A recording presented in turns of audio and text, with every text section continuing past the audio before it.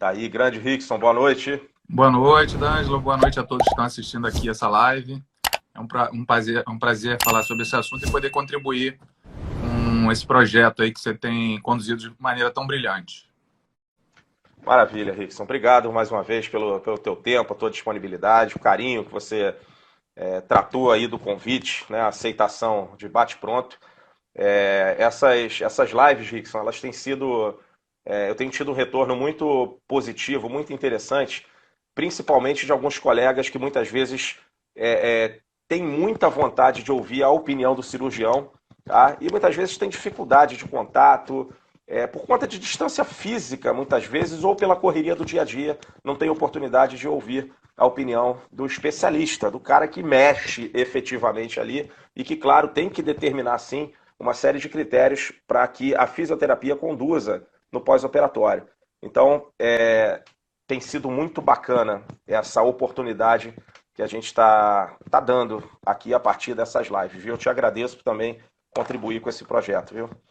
Bom, o Dr. Rickson Moraes, ele é mestre em Ciências Aplicadas ao Sistema Musculoesquelético pelo INTO, é cirurgião staff do Grupo de Ombro e Cotovelo do INTO, é parceiro meu do INTO, é membro da Comissão de Educação Continuada da Sociedade Brasileira de Cirurgia de Ombro e Cotovelo e membro da Comissão Científica da Sociedade Brasileira de Artroscopia e Traumatologia do Esporte, a SBRAT. Pois bem, vocês podem enviar perguntas ao longo da live para o Rickson, podem fazer comentários à vontade aqui, o Rickson vai acompanhar também, mas as perguntas direcionadas a ele, eu peço que vocês façam nessa interrogação, nesse balãozinho, para que eu oportunamente possa encaixar aqui na nossa conversa, tá? As perguntas direcionadas, por favor, aqui no balãozinho, tá? E eu espero ter oportunidade realmente de repassar essas perguntas, que normalmente a gente não consegue, não dá tempo de passar todas as perguntas, mas eu espero ter oportunidade sim de passar elas. Bom, Rickson, a palavra é sua, família tá bem, tá tudo bem aí? Tá tudo ótimo, graças a Deus, né? Se Deus quiser, Maravilha. finalizar a vacinação aí até o final do semestre, do Amém. segundo semestre, né? Amém. Se Deus quiser, se Deus quiser. Bom, vamos direto aqui, Rickson, a fatores de risco. Então, a gente está falando aqui de reinserção do tendão distal do bíceps braquial.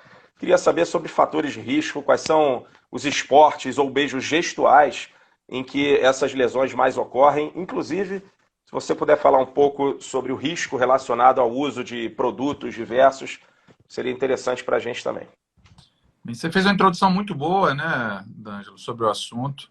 Como você bem falou, né, as lesões do tendão distal do bíceps são consideradas ainda lesões raras. Do total de lesões do bíceps braquial, só 3% são lesões no bíceps distal.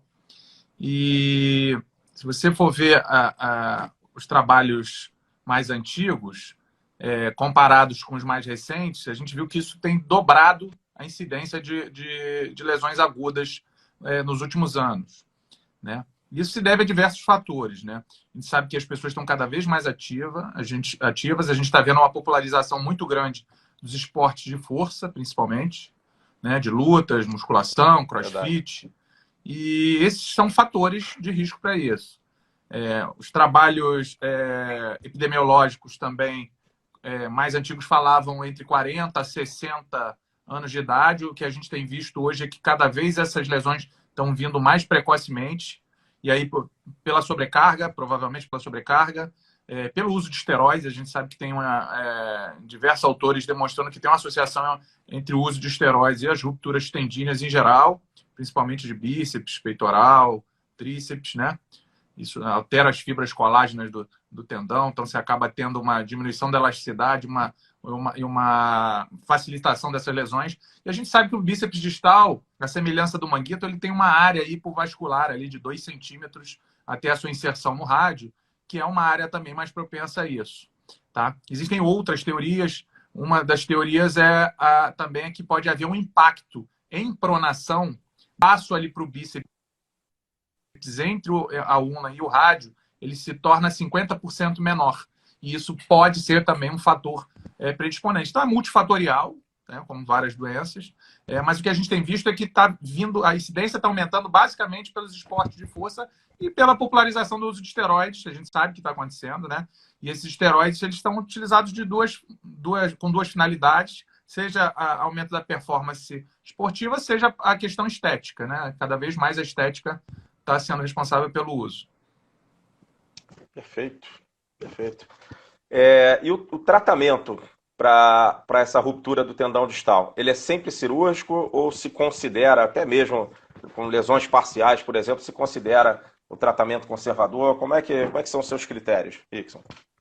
Nem sempre é cirúrgico, né? Quanto mais ativo é o paciente com a lesão, maior a tendência de se operar, porque diversos trabalhos que fizeram scores pós-operatórios, né, comparando o tratamento não o incruento com o cirúrgico, mostraram que quando se insere esse tendão, né, se faz um tratamento cirúrgico que a gente chama anatômico, ou seja, pega o tendão e reinsere lá na tuberosidade do rádio, que você tem melhores resultados, sejam eles pelos critérios de avaliação, os scores, né, de avaliação de função e um que é muito utilizado no cotovelo é o MEPS, né, que é o Mabel, é o da Clínica Maio.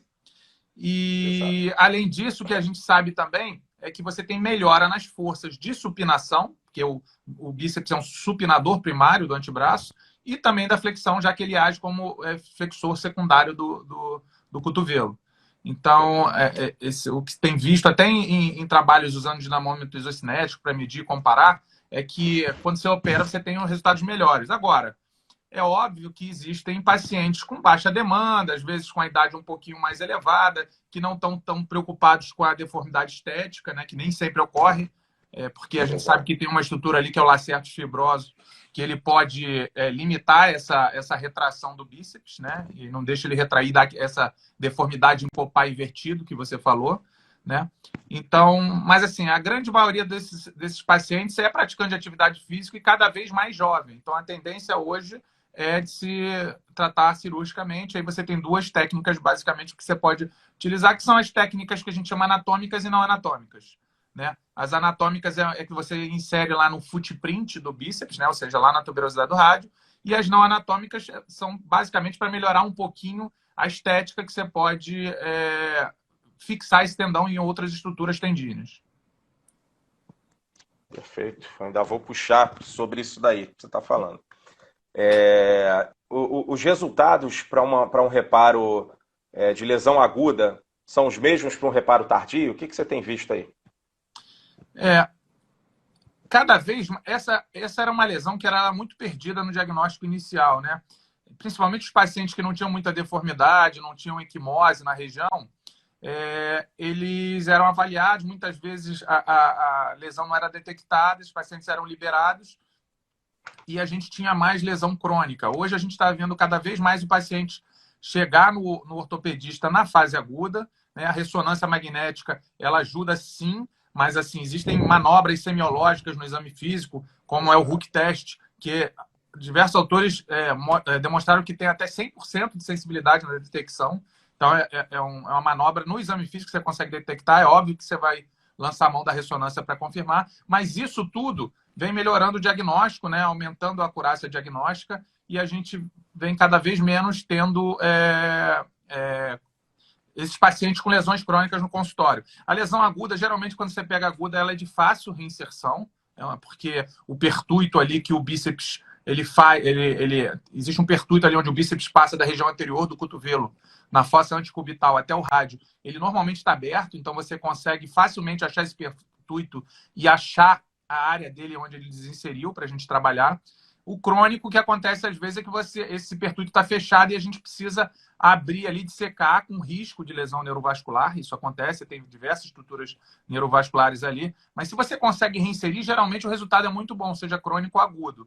Alguns casos crônicos você não consegue trazer o bíceps de novo lá para a tuberosidade do rádio, né? Ele não tem mais... ele não consegue chegar lá, está muito encurtado. E ou a gente reinsere ele em alguma outra estrutura, como eu te falei, né? O braquial é um exemplo. Ou então a gente usa enxertos tendíneos, que podem ser auto-enxertos, né? Retirados do próprio paciente, ou ala-enxerto, utilizado de banco de tecidos. A gente a princípio tem no INTO, então a gente tem essa disponibilidade. Mas cada vez menos a gente tem visto isso. Quando a gente usa enxerto, você melhora sim a força de supinação, de flexão, mas pode haver alguma diferença, na maioria das vezes detectado basicamente no dinamômetro, você não tem tanta repercussão clínica dessa diferença de força. Perfeito. Você falou sobre os tipos de enxerto. Quais são os tipos de enxerto? Principalmente, bom, você já falou da questão aí de banco, né? Mas os tipos de enxerto e as áreas doadoras mais utilizadas e se tem alguma diferença para progressão no pós-operatório na utilização de um ou outro enxerto. Você não tem, na verdade, trabalho com evidência científica suficiente para dizer que um enxerto ou outro tem resultado melhor. Mas o que a gente sabe, assim, uma possibilidade de enxerto clássico para ser utilizado é o enxerto de banco de Aquiles. Por quê? Porque o Aquiles ele tem um ventre muscular, vamos dizer assim, mais largo. A gente consegue pegar aquela parte ali do tendão que é mais largo, cobrir o ventre distal do bíceps e suturar ali, então você reforça, mas nem todo local tem banco de tecidos, então a maioria utiliza flexores de joelho, né? Você pode usar o semitendine ou o graço é um pouquinho mais fino, ou então usar o palmar longo, que é outra opção também, naqueles pacientes que têm palmar longo, né? Existem pacientes que não têm palmar longo, mas nos que têm palmar longo você pode usar também. Eu, particularmente, eu gosto mais de tirar do joelho, porque muitas vezes a gente vai operar o cotovelo desse paciente e ainda mexe ali distalmente, ali no antebraço para tirar o palmar, isso pode facilitar a ocorrência de, por exemplo, uma distrofia simpático-reflexa, que vai interferir muito na minha reabilitação. Então, quando eu uso o enxerto do próprio paciente, geralmente eu tiro flexores de joelho. Perfeito. No ato cirúrgico, Rickson, tem algum tecido que seja necessário seccionar, algum tecido que seja necessário reparar, bom, fora o bíceps propriamente dito, mas de repente liberar e reparar, que consequentemente, né, a minha pergunta é porque isso certamente vai influenciar no tratamento fisioterapêutico pós-operatório. Então, tem necessidade de alguma liberação, reparo, que eu tenha que me preocupar pelo menos para o pós? Então, para a gente falar sobre isso, é importante até entender como é que foi o histórico de tratamento cirúrgico dessas lesões, né? Existem basicamente duas vias de acesso básicas. Uma é acesso anterior único, né, que a gente pode fazer bem em cima ali, um pouquinho mais de 2 a 3 centímetros a partir da prega de flexão do cotovelo anterior.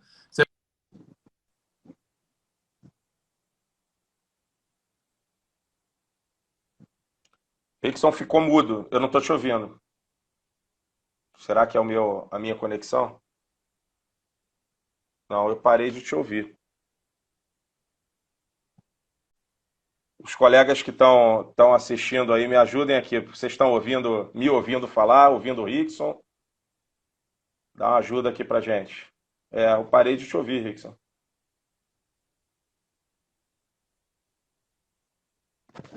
Ainda não. Ó, então, obrigado. Ó, ficou mudo. Estão colocando que você está mudo. Se você quiser, Rickson, eu realmente não estou te ouvindo. Os colegas também têm isso. Pronto. Ele fez o que eu ia sugerir mesmo. Vamos aguardar o retorno do Rickson aí. Estou vendo já muitos colegas conhecidos. Obrigado por prestigiarem, viu? Muito obrigado. Felipe está aí presente. Luciana, prazer. Obrigado por prestigiar. Só gente fera. Puxa vida, que honra ter vocês aqui, viu? Honra para mim. Muito obrigado. Prazer. Ó, obrigado quem retornou aí sobre o áudio. O Rickson já vai voltar aí.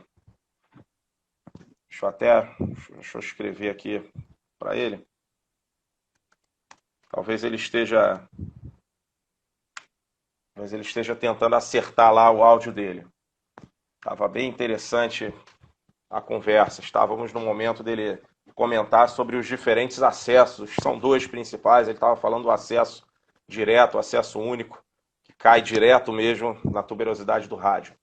Vamos aguardar que ele tem que retornar aqui com a gente. Não pode ficar sem isso, não. Aproveitem para compartilhar aí a live. Aproveitem para chamar os colegas também. A gente já está com 20 minutos aí. Ainda dá tempo. Ainda dá tempo. Vamos lá. Deixa eu botar mais um. Já botei mais um convite aqui para ele. Ver se ele vai compartilhar aqui. Se ele vai entrar.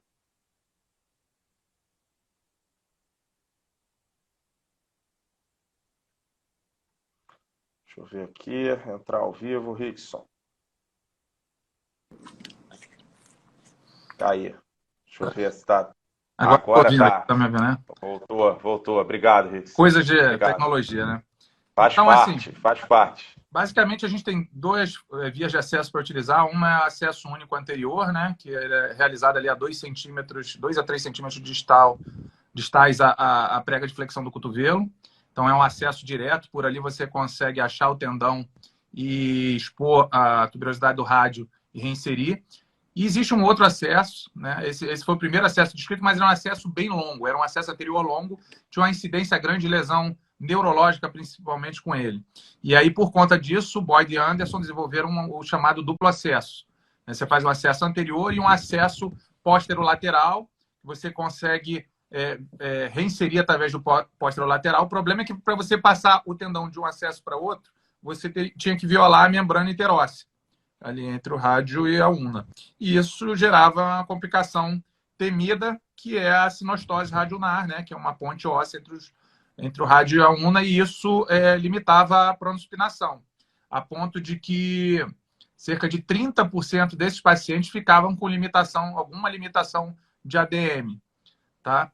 E mais recentemente o acesso anterior foi revisitado, uma nova forma de realizar esse acesso minimamente invasiva foi descrita e começaram a se comparar esse acesso anterior único menos invasivo com a duplo acesso, e o que se viu é que é um acesso que tem resultados funcionais melhores, principalmente na recuperação do ADM, e ele também diminui a chance de lesões neurológicas mais graves. Então, como eu falei, se você fizer acesso duplo, você acaba violando a membrana interóssea. Hoje tem uma forma de você fazer sem passar muito perto da una, você não vai raspando o periósteo da una, você vai mais no meio da membrana, tá? Para diminuir a chance de sinostose radioulnar, mas ainda ocorre. Né? Então, nele você viola a membrana, mas nada que você tenha que se preocupar na hora de reabilitar. E quando é acesso único anterior, não. Na maioria das vezes você acha o pertuito ali, você só mexe o tendão, só pega o tendão e reinsere. Então, o que a gente tem que respeitar é em relação ao tendão do bíceps. A gente tem que evitar extensões em amplitude muito elevadas, né? No extremo de extensão, e também a supinação, a pronação dele máxima. Então, pronação com extensão é que você vai levar a maior atenção do tendão. Você deveria evitar isso. Mas hoje a reabilitação é bem precoce. Ainda mais com os métodos que a gente tem hoje de fixação, principalmente o bottom, né? Que a gente hoje usa muito os botões metálicos. Né? Ele tem uma resistência ao arrancamento muito grande se feito da maneira adequada. Então, ele permite que esse início da cinésio, ali para começar a ter um movimento na articulação, que ele seja mais precoce. Apesar do que essa é uma lesão extracapsular. Ela não é uma lesão intracapsular. Então, é uma lesão que geralmente não evolui com rigidez, diferente das lesões intracapsulares. Perfeito. Você tocou num ponto interessante aí da pronossupinação. É interessante os fisioterapeutas ouvirem sobre a preocupação também do cirurgião sobre a progressão desse paciente no pós-operatório, a preocupação com o cirurgião especificamente para esses movimentos de pronação e supinação. Porque, Rickson, é isso aqui, para ganhar. No pós-operatório, para ganhar movimento, quando a gente está com rigidez na pronospinação, dá um trabalho realmente enorme, exige muito comprometimento do paciente.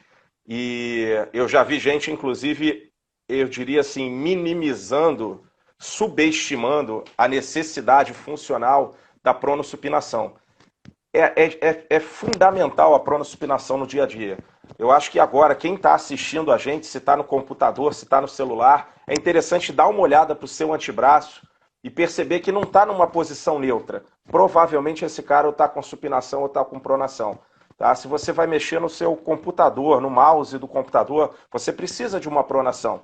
Se você vai levar um bife na boca, um simples ato de levar um bife na boca, hein? E eu diria assim, para cortar um bife e depois levar ele na boca, você precisa de uma amplitude que não é pequena, inclusive, de pronospinação, além da flexão do cotovelo propriamente dita.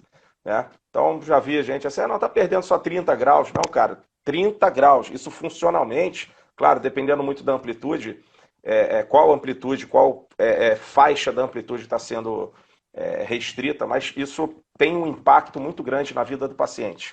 Né? Interessante você falar isso, importante os fisioterapeutas ouvirem isso. Faz alguma diferença, Rickson, com a lesão da aponeurose bicipital? Tem alguma implicação adicional no pós-cirúrgico ou isso não modifica nada? Não, geralmente não. Isso aí, em termos funcionais, o tratamento é muito, muito parecido.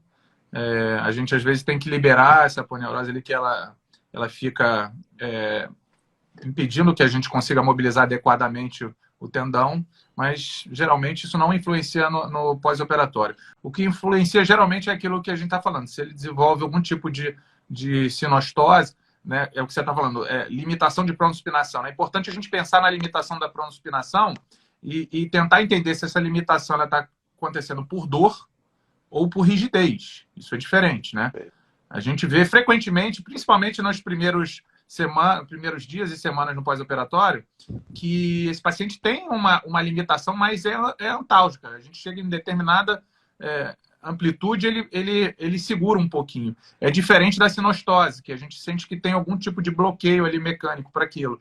E aí é importante começar a pensar na possibilidade de se fazer uma radiografia para ver se está formando uma ponte óssea entre a rádia e a una, né? Mas isso é mais comum, como eu disse, quando você faz um duplo acesso. O acesso anterior, você minimiza bastante isso. Perfeito. Você tem utilizado mais o anterior? Hoje, atualmente, variavelmente é anterior, e a maioria dos cirurgiões, eu acho que está tendendo a usar o anterior. É uma cirurgia, inclusive, que é bem mais rápida, tá? E o que permitiu o desenvolvimento desse acesso anterior único, minimamente invasivo, foi a evolução dos dispositivos de fixação. Antigamente, o que se fazia era a fixação do bíceps com um túnel transósseo. A gente escavava um pouquinho ali a tuberosidade do rádio, fazia umas perfurações ósseas e botava o fio por dentro do osso. E aí, para isso, o duplo acesso é melhor, tá? Porque você vê mais área de inserção. Mas com o desenvolvimento desses botões metálicos modernos, das âncoras mais modernas, isso facilitou muito o acesso anterior e os resultados têm sido espetaculares. Assim, eu vou te falar que ele acelera, inclusive, tanto a reabilitação, na minha visão, né, e na minha experiência, que chega um momento até que a gente ganha arco, ganha amplitude de movimento desse cotovelo, e o paciente está sem dor, a gente tem que parar a fisioterapia e não começa os exercícios resistidos, porque a gente tem que esperar a incorporação desse tendão ainda. Né? Muitas vezes o paciente com 1,5 mês, 2, está zerado e acha que já pode pegar peso. A gente tem até que botar um pé no freio e falar, olha, segura, a gente tem que esperar a incorporação desse tendão, o que está segurando lá, o bottom, a âncora. Então tem que haver a incorporação desse tendão para a gente começar a botar um peso. Então eu, particularmente, só começo a liberar para exercícios resistidos depois de 3 meses e começo carguinha bem leve, vou progredindo devagarzinho. Então, já que você tocou na parte de exercício resistido, 3 meses, tudo bem, para colocar uma carga. E o isométrico eu posso antes? Você libera o isométrico? Geralmente, sim, bem orientado, não tem problema. Mas fortalecimento mesmo, assim, vocês sabem bem, até sabem mais que a gente. Normalmente, o que a gente espera é que, para começar os exercícios de fortalecimento resistidos, é que o paciente esteja com o arco de movimento recuperado e sem dor. A partir daí, a gente vai. Mas é óbvio que se a gente começar a fortalecer muito cedo, a gente vai botar em risco a reinserção. Então, no caso da lesão do bíceps, a gente espera 3 semanas. 3 meses, desculpa. 12 semanas. Meses, tá. Num pós-operatório imediato, ele pode movimentar passivamente. Então, eu sei que você sinalizou há pouco.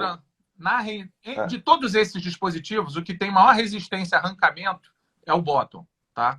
Os trabalhos biomecânicos mostram isso. As âncoras também são boas e o transósseo, mas o bottom é disparado. Então, sempre que possível, eu uso o bottom por conta disso, e isso permite que a gente faça uma coisa que a gente não fazia antes. Antigamente, você operava isso e botava ali num splintzinho posterior, uma calhazinha posterior, e mantinha dias ou semanas, 2, 3 semanas, para proteger seu reparo. Por quê? Porque o transósseo, principalmente, se a gente começasse a mexer e ganhar amplitude, você tracionava o tendão e podia soltar. Então, uma complicação que se tinha era não é a ruptura, na verdade, nem chegava a cicatrizar, né? É uma perda da sua fixação. E com bottom, isso é muito, muito incomum. Muito. Então, a gente, inclusive, bota só numa tipóia e já libera o paciente dentro das possibilidades dele em relação à dor, de fazer uma flexãozinha e uma extensãozinha e pronto-supinação, mas numa amplitude mais restrita, só para ele começar a mexer, diminuir edema local, a gente ativar a musculatura, mas bem levinho. A gente não manda ainda nem para fisioterapia no começo. Eu, particularmente, faço isso depois de 3 a 4 dias, porque eu não gosto de mexer na fase inicial também, porque você pode aumentar a chance você pode aumentar a chance de formação de hematoma, né? Que é uma complicação também. Então, a gente deixa ali, tá tudo mais estabilizado, diminui a chance de sangramento, e com 3, 4 dias já diz para o paciente fazer uns movimentozinhos de pronto-supinação e flexão bem, bem leves, só para começar a estimular aquela articulação. Perfeito, isso é fundamental, realmente. Eu concordo com você de a necessidade, a necessidade de um movimento precoce. A ortopedia em geral, bom, você melhor do que ninguém sabe disso, tem modificado muito nos últimos anos, principalmente com relação à descarga de peso, à colocação de tensão nessas estruturas submetidas à reconstrução cirúrgica, né? Principalmente também pelo que você falou sobre a evolução do material que é utilizado, né? A evolução do material, a evolução das técnicas, claro, o maior entendimento nosso de que essa mobilização ela não causa problema, ela não gera maior risco de uma ruptura, muito pelo contrário, ela só gera benefícios, na verdade, né? Aquele pensamento que muitas vezes as pessoas tinham de que eu prefiro por segurança, eu vou dar uma margem de segurança aí, poderia mexer, sei lá, com 2 semanas, eu vou dar 4 só por margem de segurança. A gente sabe que essa margem de segurança é deletéria para o paciente, é ruim para o paciente. Tá? Isso pode gerar uma condição que a gente não alcança depois. Tá? Ou mesmo gerar uma cicatrização que não é a melhor, porque muitas vezes é necessário essa tensão pequena, sim, mas alguma tensão no local para que haja, por exemplo, uma consolidação realmente melhor. Né? Aí a gente está falando, tem pelo menos 2 tipos aí de consolidação, cada uma com as suas particularidades e necessidades, inclusive, em relação à tensão. Mas é interessante como eu trouxe aqui muitos convidados também que abordaram cirurgias de membros inferiores, o quanto a gente tem mudado em relação à colocação de carga precocemente. Né? Um precoce que até o termo não é o termo que eu mais gosto, que mais me agrada. O precoce parece que está colocando antes do que deveria colocar, mas a gente tem colocado realmente uma carga muito antes do que a gente fazia há pouco tempo atrás. É interessante que isso não tem muito tempo. Né? Então, Rickson, você pede para usar então uma tipóia, você falou aí do splint. Quanto tempo ele fica com essa tipóia? Geralmente a gente mantém essa tipóia até 4 semanas, tá? Mas não com o braço totalmente imobilizado. Ele fica 4 semanas de tipóia, mas já mexendo. Várias vezes ao dia, aquilo que eu falei.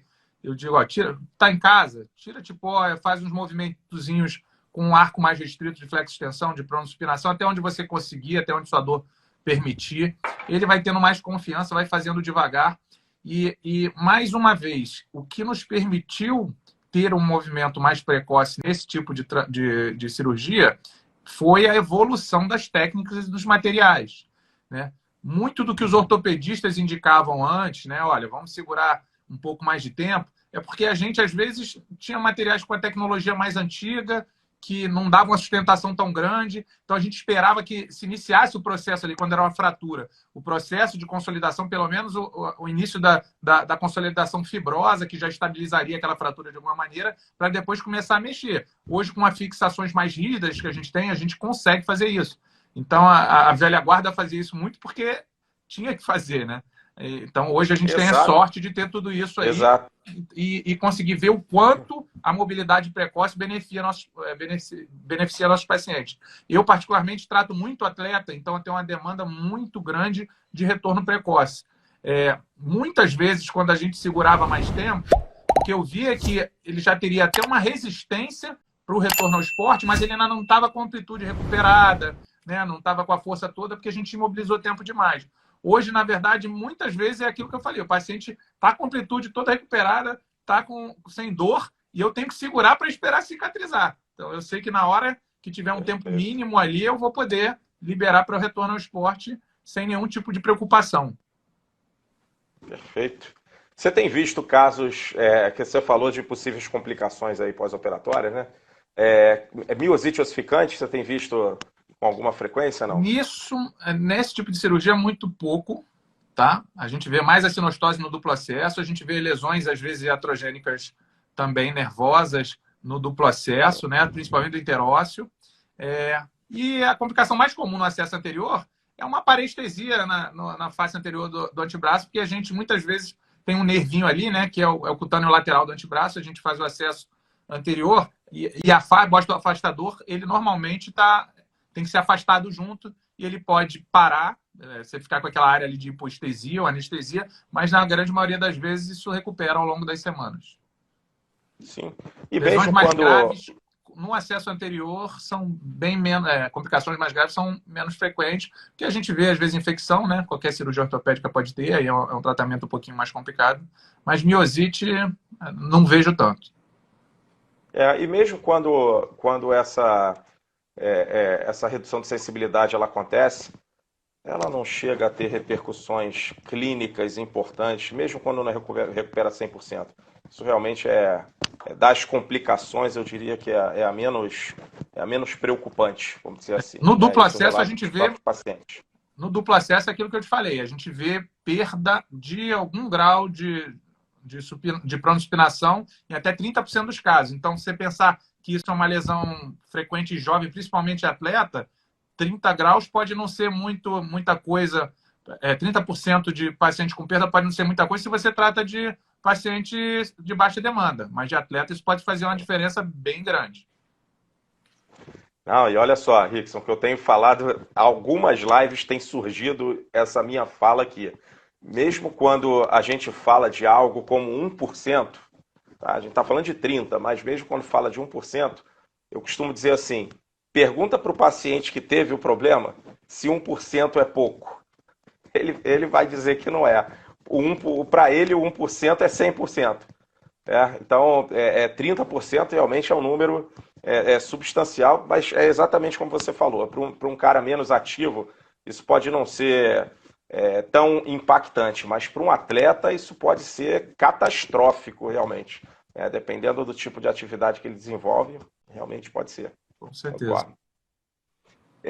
Rickson, eu estou fazendo o tratamento, estou com um paciente no meu consultório, estou fazendo a minha progressão. Que sinais e sintomas você me diria de alerta que me fariam indicar para ele assim, falar assim para ele, olha, só volta aqui depois que você for no Dr. Rickson. Eu preciso que você vá lá para ele te reavaliar sobre essa manifestação. Só volta aqui depois de um parecer dele. Que sinais de alerta eu posso ter atenção durante esse tratamento pós-operatório para devolver ele para você assim de imediato, pedir um parecer teu? Eu acho que é óbvio que sempre que você faz um procedimento cirúrgico, você vai marcar depois, você vai encaminhar para o fisioterapeuta no tempo correto e depois vai ficar marcando as revisões. Mas o que poderia abreviar isso vai depender do tipo de complicação. Por exemplo, uma infecção pode se manifestar ali com o quê? Com hiperemia, aumento de temperatura, às vezes um aumento de volume naquela região, um edema, saída de secreção. Então, agudamente, é isso que tem que chamar atenção. Se ele estiver ainda bem no início, no pós-operatório imediato, são sinais que dizem para a gente ter uma chance grande de infecção e tem que ser reavaliado. A outra é uma deformidade aguda. Se o paciente, durante o movimento, você sentir que ele retornou com a deformidade de Popeye reverso, isso pode indicar que houve uma ruptura, é importante. Tá? Então, tem que ser reavaliado quanto a isso. E paciente com muita dor, que você está sentindo que não está progredindo, que tem uma dor desproporcional ao tratamento que foi realizado. Assim, é óbvio que você tem um nível de dor num pós-operatório desse, mas que na maioria das vezes ele é perfeitamente administrável pelo fisioterapeuta e o paciente consegue evoluir. Você está notando que o paciente está com dificuldade de ganhar arco e está com uma dor que é desproporcional, acho que ele tem que ser avaliado pela possibilidade de estar evoluindo com algum tipo de complicação. Perfeito. Ainda em relação a esse pós-operatório, mas vou tocar de novo na questão do exercício. De repente a tua resposta vai ser curta, direta e objetiva, mas para ser mais categórico aqui. Alguma restrição, alguma orientação você dá em relação a, principalmente, a não realizar algum exercício, por exemplo, de cadeia aberta ou cadeia fechada? Tem algum assim que você poderia orientar assim, D'Angelo, tá aqui, eu estou encaminhando o paciente, mas olha, esse está no tempo certo, pode começar a movimentar, mas olha só, esse exercício aqui, procura evitar, porque esse é de cadeia fechada ou esse é de cadeia aberta. Tem alguma restrição importante para um tipo específico de exercício? Não, assim, geralmente a gente não costuma limitar isso. O que a gente evita é excesso de carga precoce. Então, isso é o que pode romper. Você mesmo falou, o mecanismo para lesão é o quê? É aquela contração excêntrica com movimento, uma carga muito abrupta. Então, a gente evita essas cargas muito altas e com amplitude muito elevada. Isso aí que pode evoluir com uma ruptura. Depois de um tempo, é óbvio, né? Geralmente 4 meses. Também a literatura é um pouquinho... Não tem muito consenso acerca disso, mas geralmente depois de 4 meses você já pode liberar para o retorno ao esporte, e aí vai tendo um incremento gradual de carga ali no bíceps, né? Até ele poder realmente voltar às competições. Aí depende muito do esporte que ele faz, né? Eu trato muito lutador, por exemplo, eu liberar o cara para um MMA, né? O cara pode levar um armlock, fazer uma extensão. Eu vou falar, você volta lá para... É óbvio que ele já está fazendo toda a parte de cardio, né? Membro inferior, tronco, aquilo para se manter, mas com normalmente 4 meses eu falo, libera, vai fazendo uma sombrinha, mas evita um treino de sparring mais pesado, ou se alguém te pegar numa chave, você evita deixar estender demais, aí o cotovelo bate, então tenta não fazer muita força. É uma sombrinha, né, que a gente chama. Porque ele tem que começar a repetir esse gestual desportivo. Mas, normalmente, a sobrecarga mais pesada é depois de 6 meses. Perfeito. Então, você diria que a partir de 6 meses... Full para competição. Tem uma variação para competição, isso. A partir de 6 meses. Full para competição em esportes de força, né? Se você tiver um esporte que não tenha tanto isso, você pode até liberar um pouquinho mais cedo, aí você tem que ir vendo caso a caso. Mas, geralmente, para esportes de força é isso. Certamente, o paciente te pergunta com muita frequência, Rickson, ainda em relação a liberação das atividades, quando é que ele pode começar a dirigir? Então, ele tem que estar com algum arco já, né? E com nível de dor mais baixo. Eu posso falar para ele, você pode dirigir com a mão só, só que se ele parar numa blitz, ele vai tomar uma multazinha que não vai ser bom. Né? Mas, geralmente, dentro de uns 1 mês e meio a 2, ele está podendo usar, 2 meses, ele está conseguindo usar a mão. Ainda mais hoje em dia, a direção hidráulica, você não faz tanta força, manobra. Dependendo do braço, do membro que for, né? Se for o direito, ele vai ficar mais na marcha.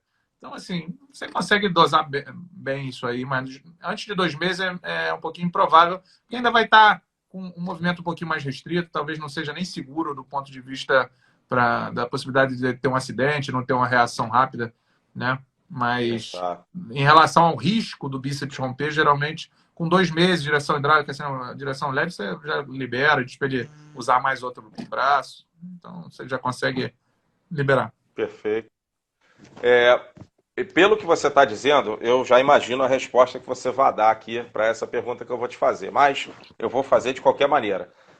Vida normal depois da reinserção ou tem alguma coisa que vai ficar restrita para o resto da vida? Não. Geralmente, vida normal. Inclusive, retorno ao esporte e alto rendimento. Eu te falei, eu trato muito, acabo pela particularidade, eu sou oriundo do jiu-jitsu, né? Fui competidor na minha juventude, então acabei lidando muito com esse esporte. E quem vê MMA sabe que o negócio ali é sério, né? E assim, isso é muito frequente no MMA, a gente vê isso com bastante frequência. Bem recentemente eu tive a possibilidade de operar um um atleta do UFC, já tiveram diversos atletas com esse tipo de lesão que também foram operados por outros colegas, e assim, a gente sabe que eles voltam em alto nível, sem nenhum tipo de limitação. Geralmente sem nenhum tipo de limitação. E, inclusive, nesses casos, é melhor que eles operem do que não operem. A gente, às vezes, se depara com atletas que não estão no nível tão alto, né, e que, além de lutadores de competirem, por exemplo, no jiu-jitsu, ele precisa dar aula, né? E aí, se operar, ele vai ter que ficar esse tempo afastado, não consegue dar aula, ele fala, olha, eu não vou operar, vou tratar de maneira não cirúrgica, porque tudo bem, eu Sim, sou atleta, mas se eu operar, eu morro de fome. Você compreende, né? O que a gente vai perfeito. falar, olha, você não vai ter limitação de arco de amplitude de movimento, o que você vai ter provavelmente é um déficit de força de supinação, de algum perda de força de flexão. Né? Mas você vê que esses atletas ali, em algumas posições, eles têm mais dificuldade. O jiu-jitsu tem muita pegada de gola, né? Supinação resistida, então ele perde um pouco essa força na hora de finalização. Então, não há dúvida que o melhor é que ele faça a cirurgia quando possível. Perfeito. E como é que você procede, Rickson, nos casos em que o paciente desenvolve dor crônica? Eu sei que é muito difícil o manejo, tá? Nós, na fisioterapia, existem intervenções diversas, filosofias diversas para isso. Uma que está muito em voga já há algum tempo é a educação em dor, né? Isso, na verdade, é uma filosofia, ao meu ver, não é uma intervenção. Isso tem que estar dentro das nossas intervenções, das nossas abordagens sempre, em qualquer situação. Mas o que normalmente você recomenda? Como é que você procede nesses casos de dor crônica? Então, o que eu acho que é difícil, às vezes, na dor, é você fazer a semiologia da dor, né? Entender da onde vem essa dor, né? Uma causa frequente de dor para mim, assim, em algumas técnicas que podem ser utilizadas, é o impacto desse tendão contra a una. Aquilo que eu falei, quando você faz a pronação, o tendão, o espaço ali entre a una e o rádio, para o tendão, né, ele diminui em 50%. Então, existem técnicas que você faz um túnel ósseo e coloca o tendão dentro do túnel. Então, ele praticamente não fica nada fora do túnel ali. Então, você faz a pronação, ele não tem impacto. E existem outras, por exemplo, que você só coloca o tendão em cima da cortical. Então, tem uma área ali mais larga que pode impactar na una em pronação. Eu vejo alguns casos de pacientes que têm dor por isso, por impacto. É difícil você tratar isso, né? Porque o impacto vai ser repetido ali. Hoje eu tento evitar isso operando e fazendo essa técnica em que a gente sepulta o tendão dentro do osso. Né? Faz um túnel ósseo e bota lá dentro. Mas os casos, por exemplo, que não são mecânicos, né? Esses casos a gente tem que saber. Às vezes a dor é de origem, uma dor neurogênica, e a gente vai usar algumas medicações para isso associada a técnicas de fisioterapia, né? E aí vocês vão poder falar melhor do que eu para isso. A gente, às vezes, tem casos que são basicamente inflamatórios, a gente tem que associar, às vezes, com corticoide, e tentar fazer um manejo medicamentoso disso. Em alguns casos, a gente tem que ir para a clínica da dor, né? Os especialistas em clínica da dor ajudam tanto o fisioterapeuta como o ortopedista, né? Eles fazem diversos procedimentos, às vezes até guiados, para diminuir essa dor, usar medicações de ação central. Então, é difícil a gente saber, às vezes, qual é a origem dessa dor. Então, nesses casos mais complexos, a gente tenta se cercar de uma equipe multiprofissional mesmo para tentar lidar com aquilo. É difícil o ortopedista conseguir manejar com isso sozinho, se não for mecânico. Tá? Se tiver outro fator, a gente normalmente precisa de ajuda de outros profissionais, do fisioterapeuta, do clínico da dor, para a gente tentar manejar. Perfeito. Ó, Maurílio, ó, parceiro nosso, pena que não tá mais com a gente lá no Inter. Maurílio está aí, está dando boa noite para a gente. Obrigado, Maurílio, está sempre presente, já participou aqui também. Maurílio, excepcional cirurgião e parceiro também, obrigado. Grande cirurgião de pé. Grande. Pô, Maurílio é nota 10. Maurílio é 10. Rickson, existem situações em que num pós-operatório, quer dizer, eu pergunto como uma possível complicação. Por exemplo, o cidadão não conseguir ganhar a extensão completa. Vamos assumir uma situação dessa. Tem alguma coisa que a cirurgia possa fazer com resultados favoráveis, como uma revisão, uma reoperação ali, uma segunda cirurgia para alguma liberação para ganho de extensão? Então, sempre que a gente... o conceito que os ortopedistas têm, né, quando estão na formação ortopédica na residência médica, é de que o cotovelo é uma articulação que facilmente fica rígida, que a gente tem que mobilizar sempre possível precocemente. Mas como eu te falei, assim, a gente tem que diferenciar se a lesão foi uma lesão intracapsular ou extracapsular. Então, uma fratura de cotovelo, por exemplo, que tem um traço articular, você tem que fazer a redução, a fixação, idealmente você tem que mobilizar precoce, porque a chance de isso evoluir com rigidez é muito alta. Em alguns casos, você tem que fazer uma cirurgia, às vezes intraarticular, isso pode ser feito por vídeo ou aberta, que você tem que liberar a cápsula anterior, liberar a cápsula posterior, você tem que fazer uma abordagem global na articulação para tentar ganhar movimento se você notou que na fisioterapia você não ganha. Se a limitação é da pronospinação e você tem, e isso é causado, por exemplo, pela sinostose, você às vezes tem que ressecar essa sinostose, tem que abrir de novo, ressecar, e aí a gente tem medidas que podem ser físicas ou farmacológicas para minimizar a chance de uma nova ossificação, né? Pode usar alguns fármacos, entre eles a indometacina, o celecoxib, e você pode fazer, por exemplo, a radioterapia, que também são métodos que diminuem a formação óssea, né? Para evitar essa complicação. Então, dependendo do que está causando essa limitação, a gente vai agir. Agora, para a reinserção do bíceps, isso é uma lesão puramente extraarticular. O bíceps se insere fora da cápsula na tuberosidade do rádio. Então, assim, é bem infrequente que que ocorra uma limitação de ADM nesse tipo de cirurgia. Perfeito, perfeito. Vou te fazer aqui, Rickson. A gente está caminhando já para os nossos últimos minutos. Pretendo te prender mais do que isso. Já está sendo, Rickson, está sendo sensacional. Já te adianto, cara. Puxa vida, está sendo espetacular, muito esclarecedor, muito didático, muito legal.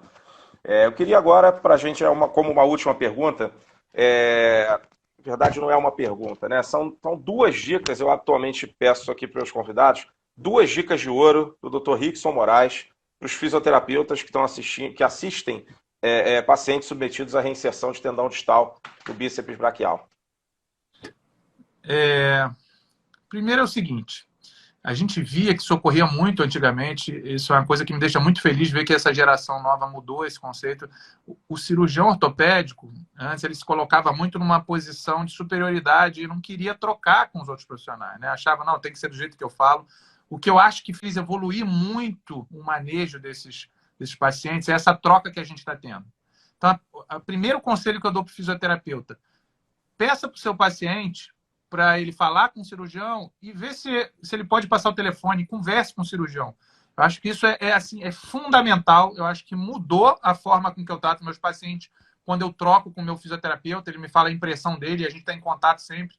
O ideal é que sejam aquelas pessoas que a gente já tem uma certa intimidade, justamente para poder ir conduzindo de maneira conjunta, porque o que a gente sabe é que esses atletas, esses pacientes, né, de uma maneira geral, eles vêm no ortopedista uma vez por mês para fazer revisão e a gente às vezes perde essa evolução diária que o fisioterapeuta está acompanhando. Então, a primeira dica de ouro, troque com o ortopedista. Ele vai falar se o tendão estava ruim, se o tecido era friável, se ele reinseriu de forma firme, ou não, se foi uma reinserção mais fraca. Então, vamos segurar um pouquinho mais para começar a mobilizar. Eu acho que isso é fundamental, tá? Eu acho que falar e saber ouvir também, e essa troca vai beneficiar todo mundo.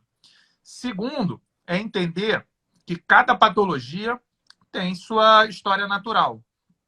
Então, existem algumas pessoas que tendem aquilo, a gente tem que acelerar, vamos fazer. Não, eu acho que a gente tem que entender que tem lesões que a gente tem que colocar o pé no acelerador, que a gente fala, e outra que a gente tem que ir mais com o pé no freio. Por exemplo, você tem que saber quem você está tratando e qual é a lesão que você está tratando. Então, assim, quem trata atleta sabe que, dependendo do tipo de esporte, eles querem dar uma acelerada no tratamento e voltar antes do tempo. Isso acaba até aumentando a chance de complicações. Então, você tem que entender quem é o paciente que você está tratando. Tá? Geralmente, atletas, eu seguro um pouquinho, boto o pé no freio e explico para ele bem o que pode acontecer se ele fizer o que não deve antes do tempo. Então, basicamente é isso. Se ele trocar bem com o ortopedista e tivesse contato bom com o seu paciente, sabendo quem é o paciente que você está tratando, as chances de sucesso elas são enormes. Show! Espetáculo! Espetáculo! Rickson, bom, tem que falar para o pessoal que sempre pergunta aqui, sim, o vídeo vai ficar gravado no Instagram, assim que a gente fechar aqui eu vou publicar já lá no feed, tá? Toda terça e quinta, sim, 20 horas tem live aqui.